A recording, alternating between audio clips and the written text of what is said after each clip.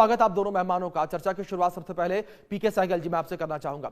सहगल जी, जिस तरीके से तालिबान वर्सेस पाकिस्तान इस वक्त देखने को मिल रहा है, इस वर्सेस लड़ाई में आप तालिबान और पाकिस्तान को कहां स्टैंड करता हुआ देख रहे हैं? क्योंकि पाकिस्तान ने अपनी आवाम को बरगलाने के लिए यह तथाकथित झूठी एयर स्ट्राइक तो कर दी, लेकिन अब यह भी कहा जा रहा है कि इस एयर स्ट्राइक के बाद पाकिस्तान खुद फंस गया है। इसमें किसी प्रकार का कोई शक नहीं कि जहां तक तालिबान है, तालिबान बहुत ही स्ट्रांग है। अगर आपको याद होगा कि तालिबान के पास इस माफी के हथियार जो अमेरिका छोड़ गया वो नहीं थे। इसी तालिबान ने पहले सोवियत यूनियन जो 11 साल रहे, और उस 11 साल में सोवियत यूनियन को इतना ज्यादा इकोनॉमिक नुकसान हुआ कि सोवियत यूनियन टूट गया और उसके कई कई टुकड़े हो गए। और अमेरिका और नेटो 16 साल रहे, उनके पास पूरी हवाई ताकत थी, पूरी टेक्नोलॉजी थी, उसके बावजूद इसी तालिबान ने उनको पीटा और किस माफी छोड़ के भागे, सारी दुनिया उसको जानती है। पाकिस्तान ने बहुत बड़ी गलती की है तालिबान को ललकारने के लिए, और तालिबान साफ तौर पे उसको कह रहा है कि हम आपका नामो निशान मिटा देंगे। वास्तव में तालिबान जो है काफी से ज्यादा स्ट्रांग है। तरीके तालिबान, पाकिस्तान इटसेल्फ जो है वो पाकिस्तान को काफी से ज्यादा तंग कर रहा है। पिछले 10 15 20 साल से तरीके तालिबान पाकिस्तान जो है उसको पाकिस्तान के कई चीफ्स ऑफ आर्मी स्टाफ या प्रेसिडेंट्स कहते थे बैड टेररिस्ट। वो बैड टेररिस्ट कोई का मुकाबला नहीं कर पा रहे। उधर बलूचिस्तान में बलूचिस्तान लिबरेशन आर्मी तंग कर रही है, फिर पीओके के अंदर बगावत है, गिलगित बाल्टिस्तान में बगावत है, सिंध के अंदर बगावत है। ऐसे में पाकिस्तान की फौज के सामने कुछ भी कुछ भी तरीके नहीं है। अगर आपको याद होगा 2021 में जब से तालिबान की सरकार आई है, तब से पाकिस्तान और तालिबान के रिश्ते नाते जो है काफी ज्यादा बदतर हो चुके हैं। पाकिस्तान ने तीसरी बारी हमला अटैक एयर स्ट्राइक किया है। पहले 2022 में की थी, जिसके कतर ने बातचीत करा के इशू को सॉर्ट आउट किया, लेकिन कुछ ही दिनों के अंदर सीज फायर दोबारा दोबारा खत्म हो गया। फिर 2024 में हुई, उसमें टर्की इन्वॉल्व हुआ। फिर 2026 में भी टर्की के अलावा सऊदी अरेबिया भी इन्वॉल्व हुआ। अभी 2026 में उन्होंने तीसरी बारी हमला हमला किया है, वास्तव में अपने दोस्त लोगों को अपीज करने के लिए।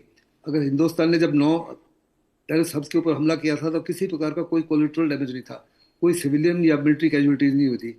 पाकिस्तान साफ तौर पे कह रहा है कि हमने 7 टेररिस्ट ट्रेनिंग कैंप्स के ऊपर हमला किया है, तो हमने 70 से 80 टेररिस्ट को मार दिया है, लेकिन किसी प्रकार का कोई पुख्ता सबूत नहीं है और ना ही एक्चुअलिटीज है।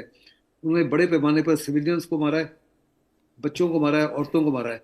और जी, साथ ही साथ तालिबान ने कहा है कि उन्होंने एक मॉस्क को बर्बाद किया है, एक स्कूल को बर्बाद किया है और सिविलियंस के घरों को बर्बाद किया है। तो वो किसी प्रकार से उनके मार्टियरडम को जाहिर नहीं होने देंगे। जबरदस्त मंथन चल रहा है कि पाकिस्तान के खिलाफ क्या कार्रवाई करनी है, कैसे करनी है, कब करनी है। लेकिन साफ तौर पे उनके होम मिनिस्टर ने कहा है अगर फैसला लिया गया तो हम पाकिस्तान का नामो निशान मिटा देंगे।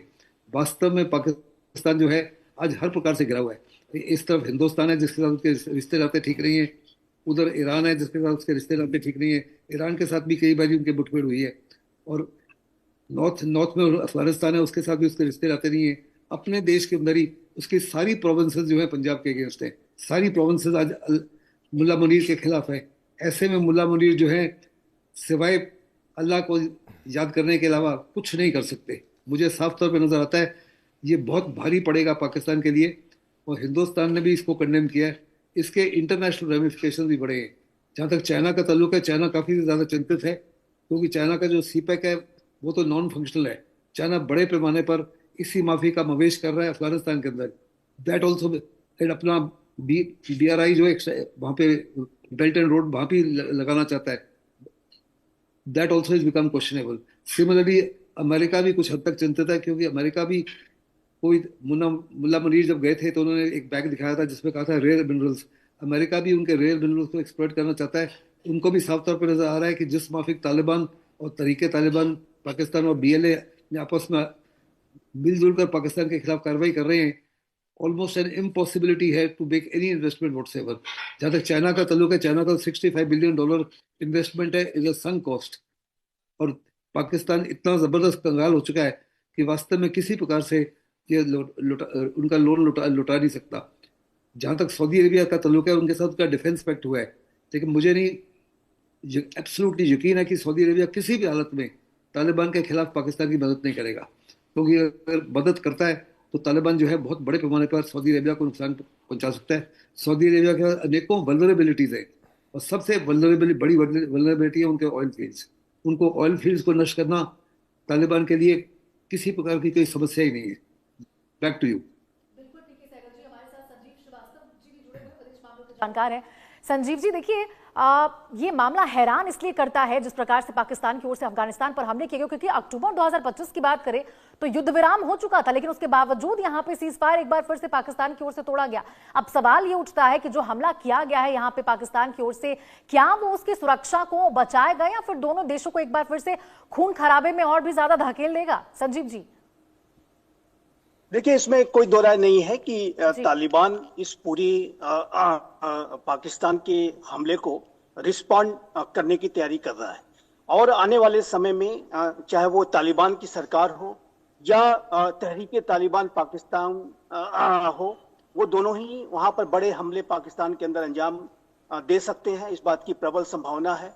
और जैसा कि आपने बताया कि अक्टूबर 2025 में जिस तरीके की सिचुएशन, एक युद्ध की जो स्थिति बनी थी, उसी तरीके की स्थिति आने वाले दिनों में बन सकती है। इस बात की पूरी संभावना दिखाई देती है। और इसमें कोई दो राय नहीं है कि ये जो पाकिस्तान के हुक्मरान हैं, जो वहाँ के रियल रूलर्स हैं, जिन्होंने ही तालिबान को खड़ा किया था और इस मंशा के साथ खड़ा किया था कि वो अफगानिस्तान का इस्तेमाल जो है एक स्ट्रेटेजिक बैकयार्ड के तौर पर करेंगे। और जाहिर है कि वो जो पूरी उनकी जो मंशा थी तो उल्टी पड़ गई है। और अब जो तालिबान है वो जाहिर है कि वो अपनी टेरिटरी को तो बचा के रखना ही चाहता है, लेकिन उसका जो सिस्टर ऑर्गेनाइजेशन तहरीक तालिबान पाकिस्तान पूरे पाकिस्तान को ही अपना स्ट्रेटेजिक बैकयार्ड बनाना चाहता है, यानी कि पूरे पाकिस्तान का वो तालिबानाइजेशन करना चाहता है।